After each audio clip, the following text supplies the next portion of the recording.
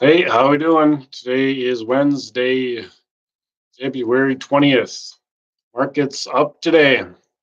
Dow is just about 26,000. I don't think it hit today. It finished at 25,954, just about 26,000.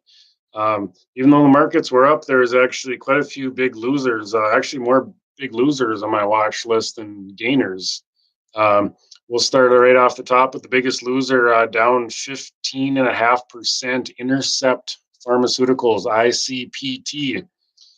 Check out the chart of that one. If you're familiar with biotechs, I'm sure you've heard of Intercept Pharmaceuticals. This is one of those companies that just absolutely flew in 2013, 2014. This stock was 2013, it was at $25, and it finished 2013 at 475. That's right. It went from 25 up to 475 in a year. It actually went from 75 to 475. It looks like pretty much all at once. I don't know if it was the same day, but it was just straight up. I remember that story and following them. And then ever since then, just same as what happens with most biotechs when they have this huge news or this 400% spike in their share price, it just never lasts. It really doesn't. Um, if you're holding on to a stock after that, that's just dumb. I mean, it really is. If you have a gain like that, you just got to take some profits. You got to remember that a company like Intercept, they're not profitable, and it takes years, even after successful study results. It takes years to finally get that drug marketed and for the company to make a profit if they ever do. So it took a little while, but that stock got right about down to where it started at. I think it got 50. I think it got down all the way from 25, 475 down to 50. And then just recently here, it's or the last few months or year or so, it's kind of clawed its way back, and it was back to 100. Actually, just it was kind of strange because just I think it was just yesterday or the day before it had a spike. It was up like 15 or 20% because of some new study. I don't know if this is the same drug that caused it to spike before, with some study results that were positive, and the stock spiked. And the very next day or today, it gave all of it back, and not even any news. But I didn't listen to any conference calls or anything. That's usually where this stuff kind of happens. Same thing happened with Puma Biotech, if you're familiar with that. Um, so people get so excited about these drug results, and then they kind of come down to earth, and they're like, oh, okay, maybe this thing isn't as good as it sounds. Maybe we're not going to wipe out all cancer here tomorrow with this drug. So the enthusiasm kind of goes away after a while, and then sometimes the stock kind of, once it bottoms out, it starts to make a comeback, and be an interesting one to watch though coming up here. It's sitting at close right around 100 today. I think just a few cents below $100, 99 something. So that'll be an interesting one to watch. They're actually not a huge company. It was only like a $3.5 billion market cap right now. Um, Maybe even under three after today, right around $3 billion. It's not a huge company, so maybe some room there for Intercept to make a comeback. Keep an eye on that one. Airlines were down today. Spirit Airlines, ticker symbol SAVE, it's down 7%. Southwest Airlines was down over 5% today.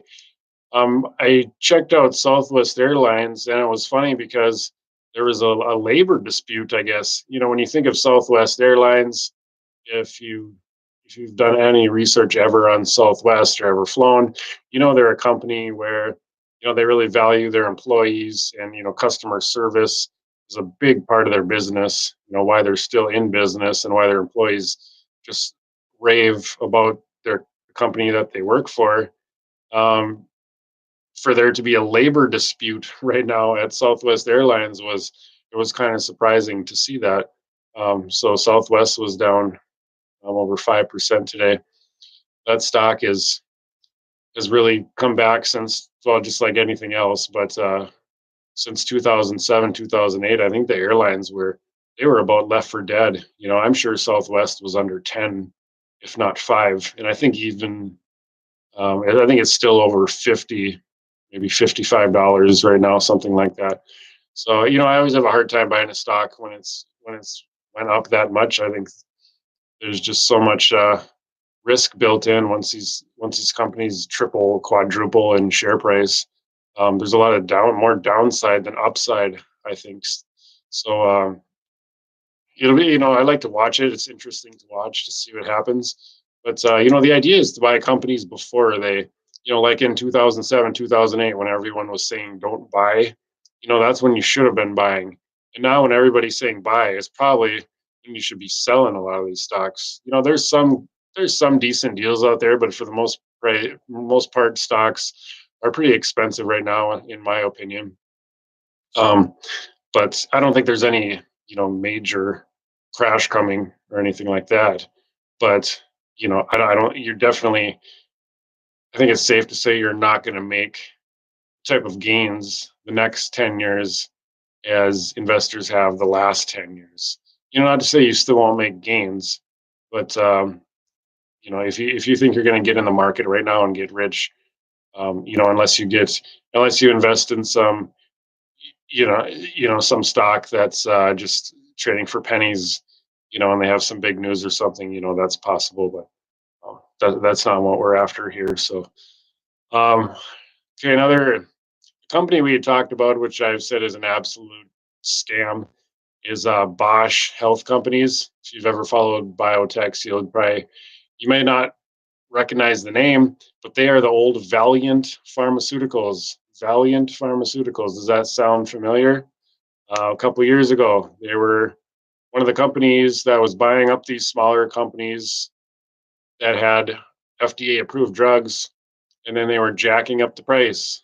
As soon as they would buy the companies, they would jack up the price. We talked about this before in a different video. That was really their business model. That's what they would do. They didn't make anything from scratch, or they just formed a company and just bought up all these other companies and just jacked the price up. That's literally what they did. And there was actually some big name investors who got involved. The Ackman, I believe his name was a huge investor, and he got totally killed on that investment. He admitted that he was wrong.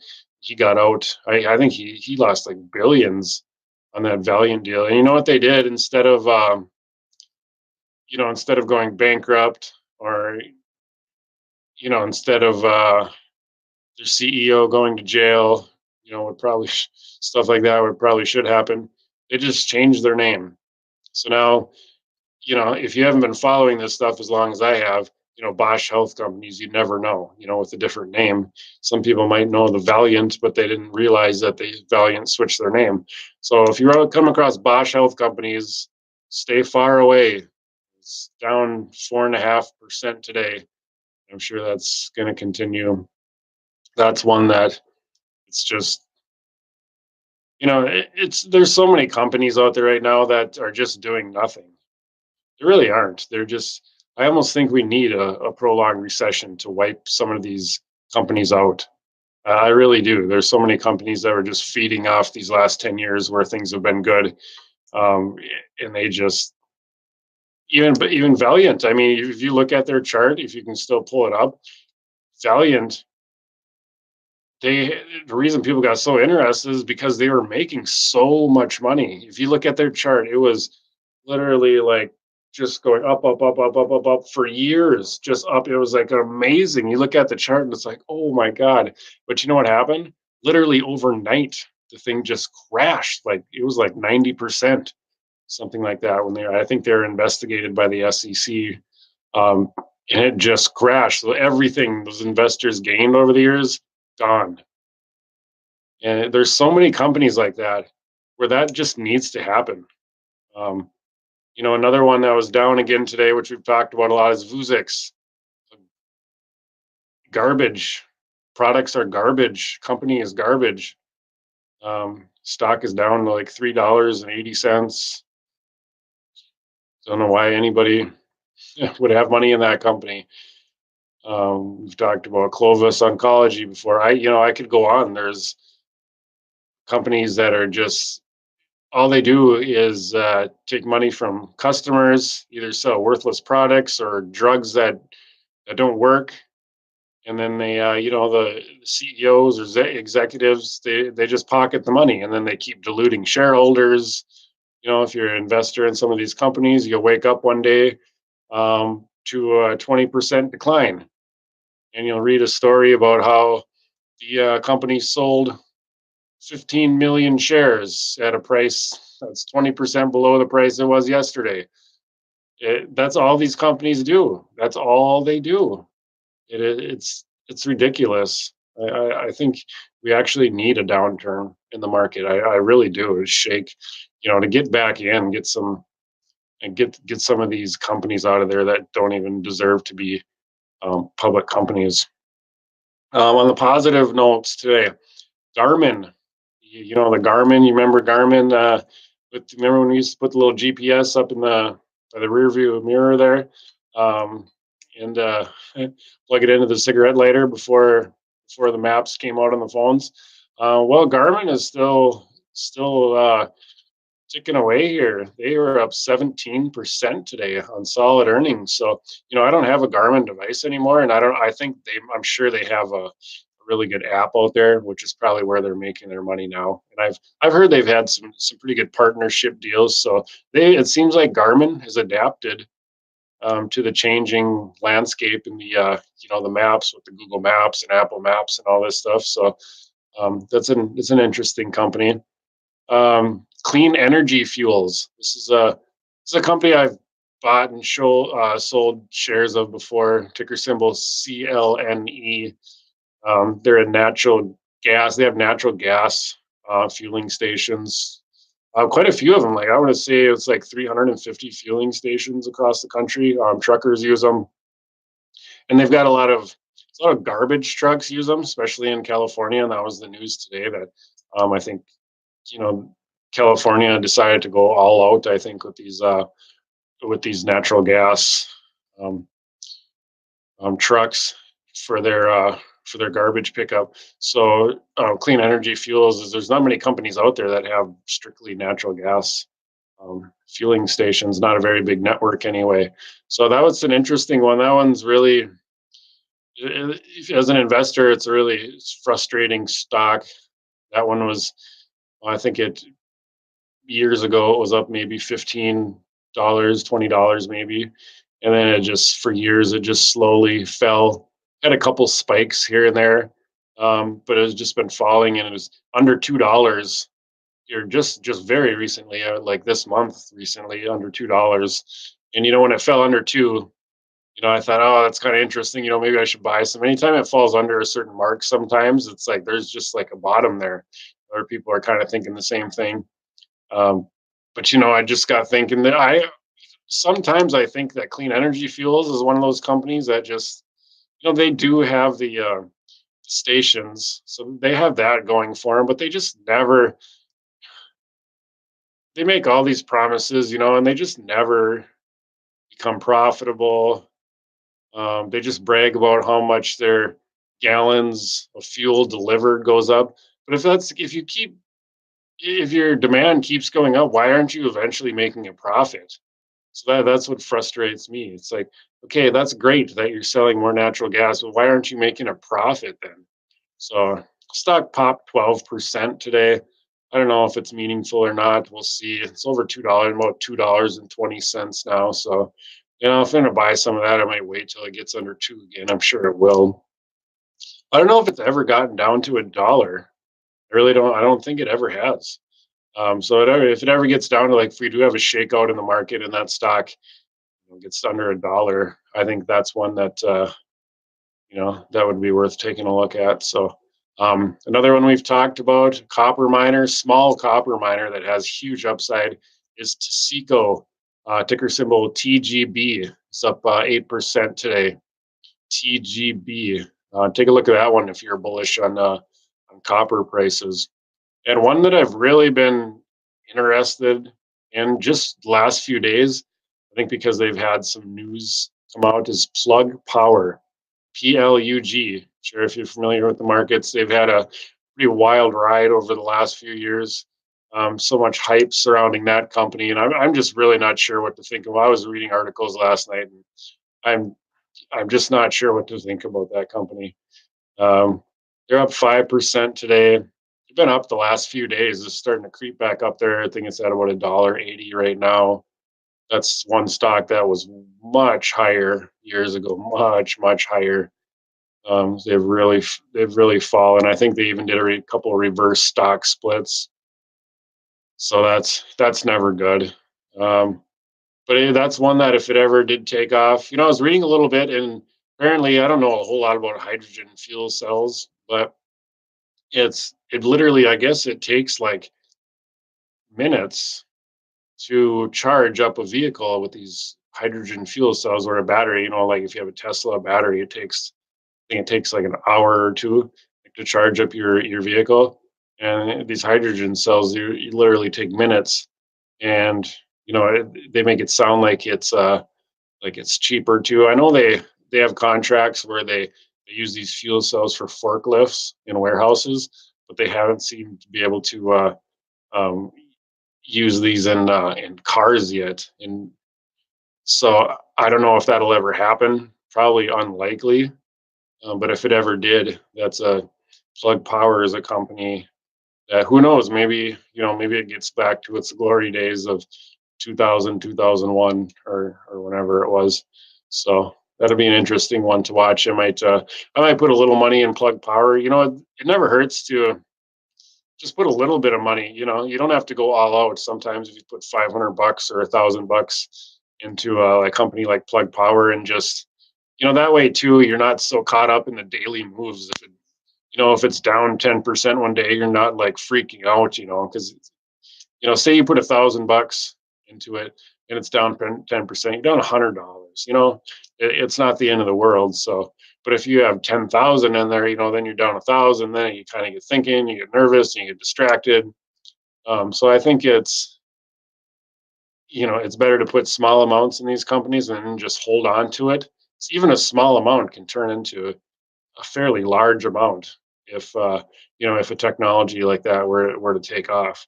So, all right. Well, I think that's it for today. Those were the big movers. We'll see if the Dow can get over 26,000 tomorrow. I'm sure it will, probably right away in the morning, and then um, we'll see. We'll see what happens from there. But I really don't think a downturn in this market would be a bad thing.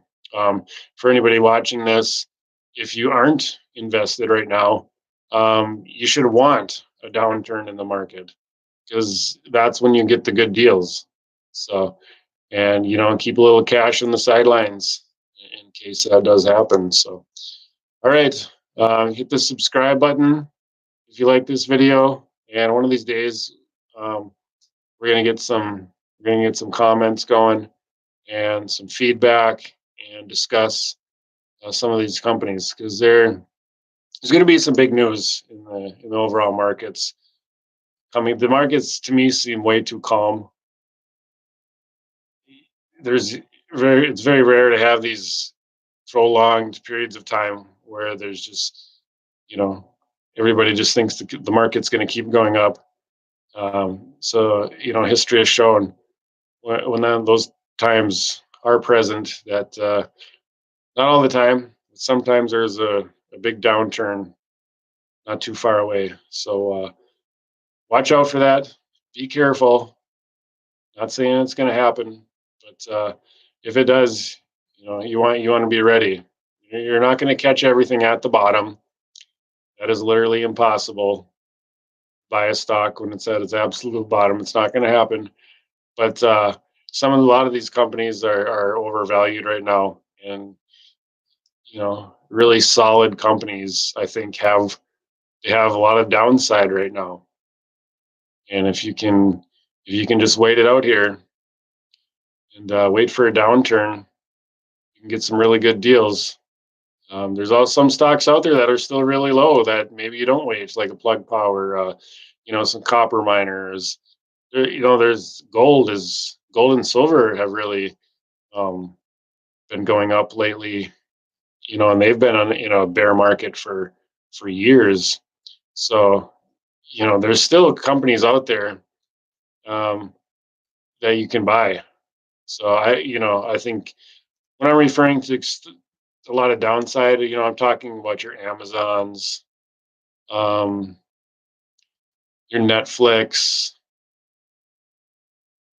Those are the two that come to mind. I'm thinking of some other ones, but I don't want to say them because I don't think they're as overvalued as those two. Because those companies have had such a long run that it's almost like if you take a look at General Electric, it's after a while, companies just they almost get too big, and every company has a peak, and then things change, technology changes, things change in the market, and you know what the goal is to find those up and coming companies. I think it's a little late to invest in a Netflix or an app. Maybe not. Maybe it's not. But or at least wait a little bit. If you want some Netflix or Amazon stock, I would at least wait a little bit. I would bet that I'm willing to bet this that Amazon at some point. I'm never going to use a timeline because nobody's ever right with timelines. That's something some people never understand. You always have these guys coming on CNBC and everything and make it with these timelines, and Harry Dent with all his timelines of when the market's going to crash. You can't use a timeline. Okay, you just can't. I'm just going to say that at some time Amazon will get below $1,000. I think it's at like 1,600 right now. And maybe that's probably when you want to buy it when it gets down to that price. Then you can maybe in the next bull market, and you can catch that wave. So, all right, well, we will hopefully see you tomorrow. I got a busy next couple of days coming up, but I'll try to get on tomorrow to talk about what happened in the markets.